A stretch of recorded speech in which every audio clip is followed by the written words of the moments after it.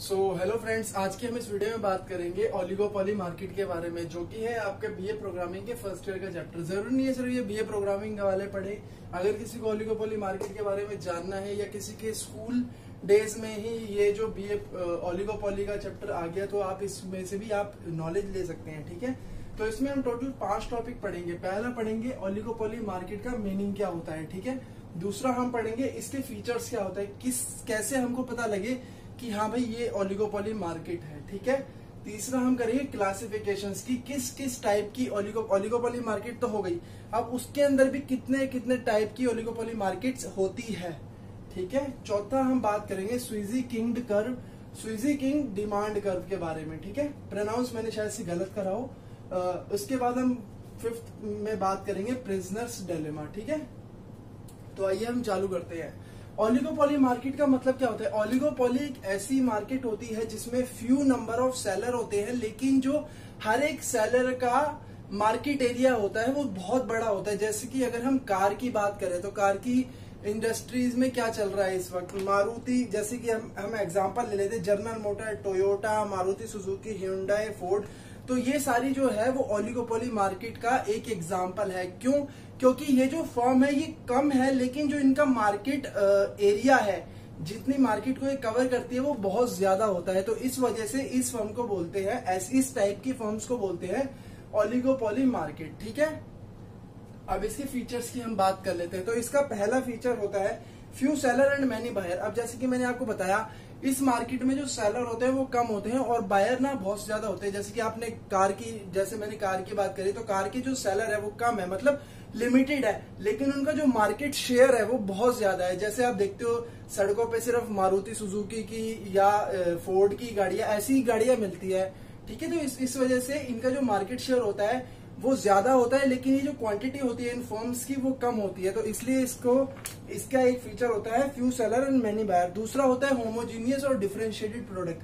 क्या तो ये होमोजीनियस प्रोडक्ट बना सकती हैं, क्या तो ये डिफरेंशिएटेड प्रोडक्ट बना सकती है। तो ये इसका दूसरा फीचर होता है ओलिगोपोली मार्केट का। अब हम तीसरे फीचर की बात करते हैं, वो जो कि है म्यूचुअल इंटरडिपेंडेंस। ये वाला जो फीचर है ये बहुत इंपॉर्टेंट है और आगे उसमें ये काम आएगा। इसका क्या मतलब होता है म्यूचुअल इंटरडिपेंडेंस। अब मान लीजिए आपने एक गाड़ी खरीदी मारुति सुजुकी की, ठीक है, और एक दूसरी खरीदी है फोर्ड की। तो अब मान लीजिए आपको एक गाड़ी खरीदनी है मारुति सुजुकी की और फोर्ड की। ठीक है, इन दोनों में से आपको चॉइस करनी है। ठीक है, तो अब क्या होगा, म्यूचुअल इंटरडिपेंडेंस का मतलब है, मान लीजिए ये दोनों फर्म ना एक दूसरे के ऊपर इंडिपेंडेंट है। अगर दूसरी कंपनी अपनी गाड़ी के प्राइस घटा देगी तो जो पहली कंपनी है उसको भी अपनी गाड़ी के प्राइस घटाने पड़ेंगे। अगर वो ऐसा नहीं करेगी तो जो पहली कंपनी के जो कस्टमर्स हैं वो दूसरी कंपनी के पास चले जाएंगे। तो इस वजह से इसके अंदर, इस मार्केट के अंदर जो म्यूचुअल इंटरडिपेंडेंस है, मतलब एक दूसरे के ऊपर आश्रित रहना या एक दूसरे से मतलब इंडिपेंडेंस होना कि मैं उसके ऊपर इंडिपेंडेंट हूं, तो ये चीज बहुत ज्यादा होती है कि एक फर्म के डिसीजन से दूसरी फर्म जो है वो इफेक्ट होती है। जैसे अगर किसी ने अपनी जो प्राइस है वो घटा दिए तो दूसरी फर्म को भी बढ़ाने पड़ेंगे, लेकिन ये कंडीशन इंक्रीज में काम नहीं आई, क्योंकि अगर मैं ही अपनी कंपनी की गाड़ियों की प्राइस इंक्रीज करूंगा बिना उसमें कोई नए फीचर डाले, बिना कुछ करे, तो इससे क्या होगा, मेरे जो कस्टमर है वो दूसरे गाड़ियों की तरफ या दूसरी कंपनीज की तरफ अट्रैक्ट हो जाएंगे। तो इसको कहते हैं म्यूचुअल इंटरडिपेंडेंस। ठीक है, अब हम चौथा टॉपिक पढ़ते हैं, इसमें एडवर्टाइजमेंट। जैसे कि आप जैसे ही टीवी खोलते हैं तो आपको क्या लगता है, सबसे पहले क्या आती है, ज्यादातर कारों की एड आपको देखने को मिलता है कि ये इस कंपनी की कार है, ये इस कंपनी की कार है, ये इस कंपनी की कार है। तो इसमें क्या होता है, जैसे कि एक तो फर्म कम है, ठीक है, और जो सेलर है उनके ज्यादा है। ठीक है, तो इससे क्या होगा, ऑटोमेटिकली एडवर्टाइजमेंट कॉस्ट बढ़ जाएगी। एडवर्टाइजमेंट कॉस्ट बढ़ने से ओलिगोपोली मार्केट में अगर किसी को अपने प्रोडक्ट को सेल करना है तो सिर्फ एक ही चीज होती है, एडवर्टाइजमेंट कॉस्ट। जब तक आपको पता नहीं चलेगा कि, जब तक कस्टमर को पता नहीं चलेगा कि भाई आपने नई कंपनी की गाड़ी मार्केट में उतारी है, तब तक वो बाय कैसे करेंगे। तो इसमें जो एडवर्टाइजमेंट कॉस्ट होती है ओलिगोपोली मार्केट में वो हाई होती है सबसे ज्यादा। क्यों? क्योंकि इसमें जो कंपटीशन होता है वो बहुत ही कांटे का कंपटीशन होता है। ठीक है, अब उसके बाद हम बात करते हैं existence of price rigidity. Price rigidity में एग्जिस्टेंस करती है, मतलब यहाँ पर कोई भी बिना सोचे समझे प्राइस बढ़ा या घटा नहीं सकता। क्यों? क्योंकि इससे जो डायरेक्ट इफेक्ट है वो उस कंपनी की सेल्स को होगा। तो इसमें क्या होता है, प्राइस रिजिडिटी होती है, मतलब इसमें हम प्राइस को अचानक से घटा बढ़ा नहीं सकते हैं, ठीक है। तो इसकी ये एक फीचर होता है, ठीक है। कि इन कंपटीशन मतलब इसके अंदर बहुत ज्यादा कंपटीशन होता है, क्यों? क्योंकि फ्यू सेलर है और उनको अपनी जो गाड़ियां है या जो भी उनके प्रोडक्ट है वो उनको ज्यादा से ज्यादा कस्टमर को प्रोवाइड कराने होते हैं, तो इसलिए इसमें कंपटीशन ज्यादा होता है, ठीक है। अब उसके बाद हम बात करते हैं इसके सम बिहेवियर ऑफ ओलिगोपोली क्लासिफिकेशन, कि किस टाइप की क्लासिफिकेशन, मतलब ओलिगोपोली मार्केट तो ये है, लेकिन इसके अंदर कितनी टाइप की मार्केट, जैसे कि ये तो हमने एक वो बना दिया कि ओलिगोपोली टाइप की एक मार्केट होती है, इसके अंदर भी फर्दर डिवाइड होती है कि किस टाइप की ओलिगोपोली है और किस टाइप की ओलिगोपोली नहीं है। तो आइए इसके बारे में हम बात करते हैं।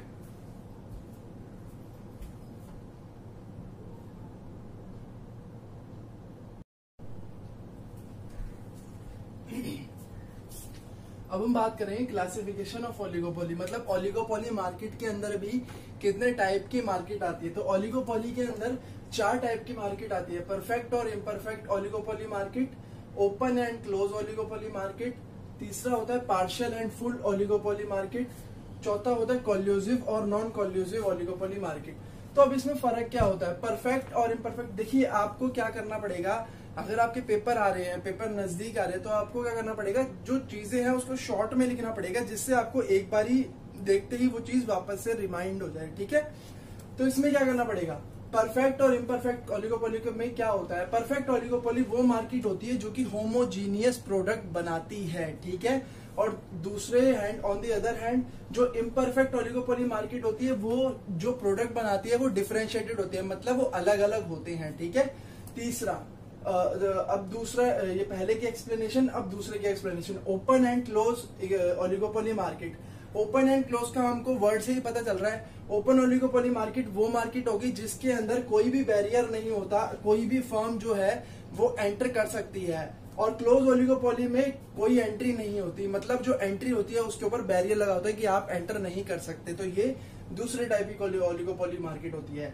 अब हम तीसरा पढ़ते हैं, partial and full oligopoly. Partial oligopoly में एक मेन जो फर्म होती है, जो डोमिनेंट फर्म होती है, जिसको हम बोलते हैं प्राइस लीडर। तो क्या करती है, वो फर्म अकेली होती है जो प्राइस सेट करती है उस कमोडिटी के, ठीक है, जो प्रोड्यूस कर रही है उस ओलिगोपोली मार्केट के अंदर। और फुल ओलिगोपोली में ऐसी कोई फर्म नहीं होती जो कि जो फर्म है वो प्राइस को सेट करे। तो ये जो फुल ओलिगोपोली है ये इससे उल्टी होती है, मतलब जो डोमिनेंट फर्म होती है इसमें वो नहीं होती है। अब कोल्यूसिव और नॉन कोल्यूसिव ओलिगोपोली की बात करें तो कोल्यूसिव ओलिगोपोली वो होती है जिसमें मान लीजिए 4-5 फर्म है, वो एक साथ जैसे मीटिंग करते हैं, और वो जैसे एक कार है, ठीक है, मान लीजिए मारुति कंपनी की एक कार है स्विफ्ट, तो उन्होंने सबने मीटिंग करी, डिफरेंट पर्सन ने मीटिंग करी और उन्होंने कहा भाई ये कंपनी की कार इतने रुपए की बिकेगी और ये कंपनी की कार इतने रुपए की बिकेगी।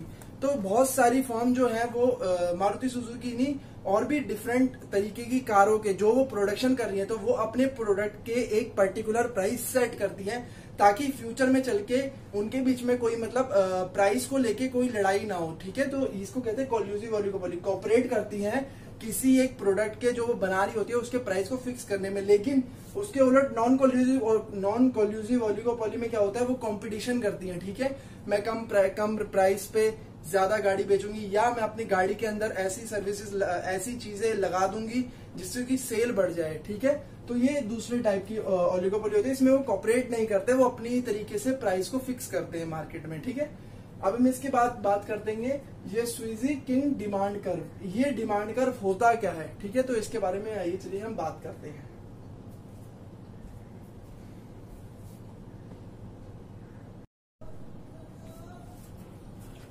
तो अब हम बात करते हैं स्वीजी किंग डिमांड कर्व। जैसे कि मैंने आपको इसमें जो डिमांड कर्व होता है, जैसे कि मैंने OX एक्सिस पे क्वांटिटी दिखाई और OY एक्सिस पे प्राइस दिखाई, ठीक है।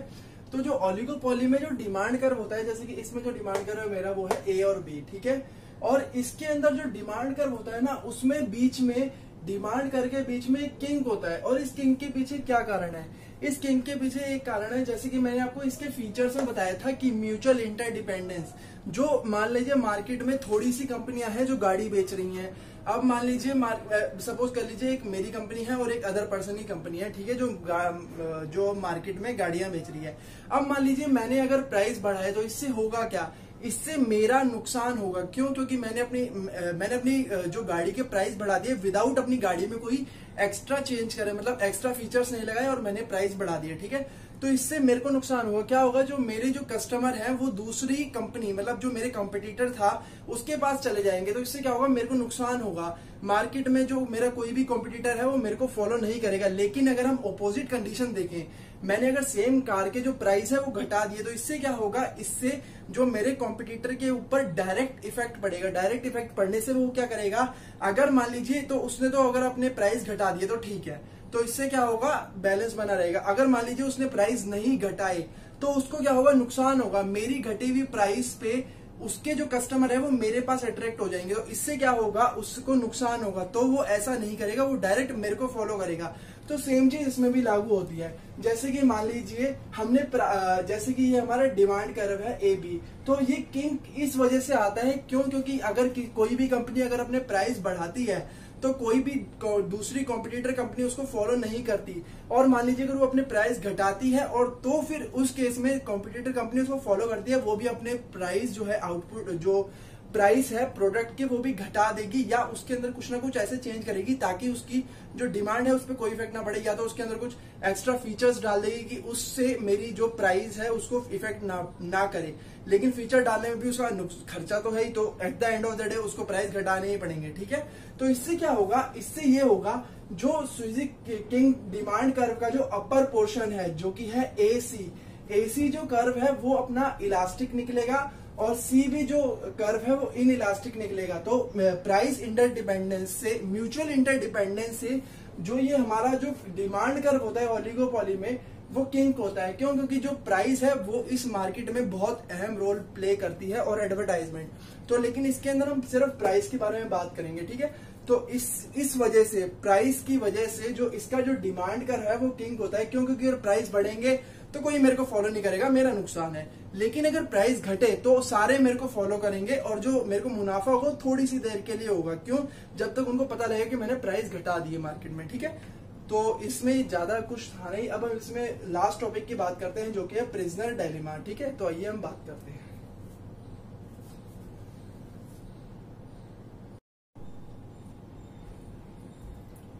तो अब हम लास्ट टॉपिक की बात करते हैं इसके अंदर जो कि है प्रिजनर डायलेमा, ठीक है। और इसको नाश इक्विलिब्रियम भी बोला जाता है, ठीक है। तो ओलिगोपोली मार्केट में अब इसको एक एग्जांपल के साथ समझा गया है। जैसे कि मान लीजिए दो मुजरिम है, ठीक है। दो पर्सन है जिन्होंने गुनाह करा है, मान लीजिए बैंक लूटा है, ठीक है, या कोई भी एक गुनाह कर लिया, रॉबरी करी है, ठीक है। तो अब उनको पुलिस ने पकड़ लिया, ठीक है। और अब पुलिस ने पकड़ने के बाद उनको अलग अलग सेल में डाल दिया। उनके सामने 3 कंडीशन रखी गई, ठीक है। अगर भाई तुम दोनों ही गुनाह अगर नहीं कबूल करोगे तो तुम लोगों को 1 साल की लगेगी जेल, ठीक है। क्योंकि हमको पता है तुमने करा है, लेकिन सबूत कम होने के कारण हमको ये कंडीशन करनी पड़ रही है। लेकिन अगर तुम दोनों ने ही बोल दिया कि हाँ भाई मैंने भी करा है और दूसरे पर्सन ने भी करा है, तो उन दोनों को 6 साल की लगेगी। लेकिन जो तीसरी कंडीशन है वो पूरी की पूरी गेम पलट देती है, ठीक है। वो तीसरी कंडीशन क्या कहती है? जैसे कि मान लीजिए मैंने कर लिया कन्फेस, ठीक है, कि मैंने तो करा है और दूसरे पर्सन ने बोला कि मैंने नहीं करा, तो मैंने कर लिया ना। तो इससे क्या होगा?